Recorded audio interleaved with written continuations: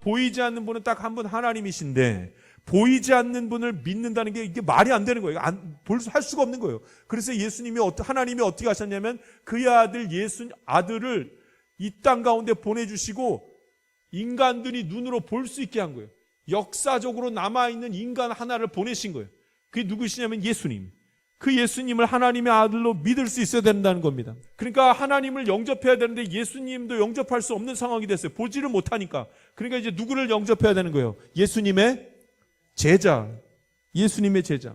그러니까 예수님의 제자를 영접한다는 말이 무슨 말인가? 하나님의 사람들, 믿음의 사람들을 마음에 받아들일 수 있어야 된다는 말입니다. 믿음의 사람들이 하는 하나님의 말씀을 믿는 자가 곧 하나님을 믿는 것이라 이렇게 말합니다. 할렐루야. 그래 예수님의 아들을 예수님의 제자를 영접한다는 말을 이해하지 못하고 믿지 못하면 결국 그 사람은 하나님을 영접하지 못하는 것이라 이렇게 말씀합니다. 하나님의 말씀이 선포되는 교회 안으로 전부 다 거룩한 영이 있는 곳으로 전부 다 바로 모이게 하십니다.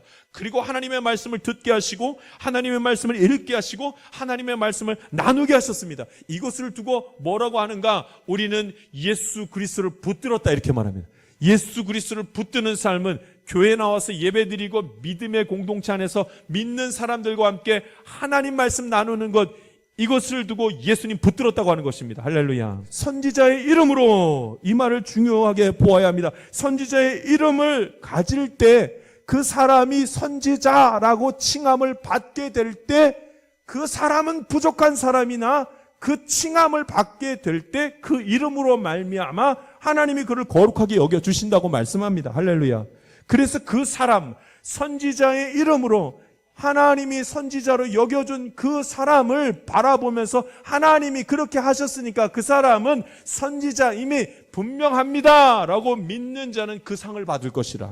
우리가 신앙생활하면서 가장 큰 오류에 빠집니다. 하나님이 거룩하다고 하신 것이 내 눈에 거룩하게 보이지 않을 때가 있습니다. 그러면 이제 어려워집니다. 십자가가 있는 교회가 거룩해 보이지가 않을 때가 있습니다. 오랫동안 예수 믿고 살아간 가정이 거룩하게 보이지 않을 때가 있습니다. 이런 상황을 너무 자주 보면 예수 그리스도를 붙들고 사는 것이 어떤 것인지 갑자기 혼란스러워집니다. 이 세상에는 거룩한 것이 없습니다. 예수의 보혈 외에는 거룩한 것이 하나도 없습니다. 그럼에도 불구하고 하나님이 거룩하게 구별시켜 놓은 사람, 장소, 관계들이 있습니다. 그것을 그대로 믿는 자는 부족하나, 사람을 보면 부족하나, 그렇게 믿는 자는 그 믿음대로 그대로 내 삶 속에서 하나님의 의로움을 나타내실 것이라 이렇게 말씀하고 있습니다. 할렐루야. 그게 예수 그리스도를 붙드는 방법이라 이렇게 말합니다. 성경에서 말하는 저 천국을 소망하면서 살아가는 삶은 이 땅에서 욕심 부리지 않는 삶이요, 이 땅에서 미련을 갖지 않는 삶을 두고 얘기하는 것입니다. 그러니까 여러분 먹는 것에 관한 것도 잘 먹어야죠. 잘 먹고 좋게 먹어야 됩니다. 그러나 비싼 것으로 배 채우는 것을 자랑하는 것을 두고 얘기하는 것이 아닙니다.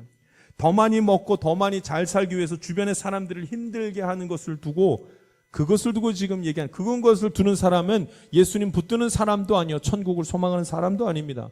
더 넓은 집, 더 좋은 차를 위해서 살아가는 그 삶은 천국을 소망하는 삶이 아니라는 겁니다. 예수님 붙들면서 사는 삶이 아니라는 말입니다.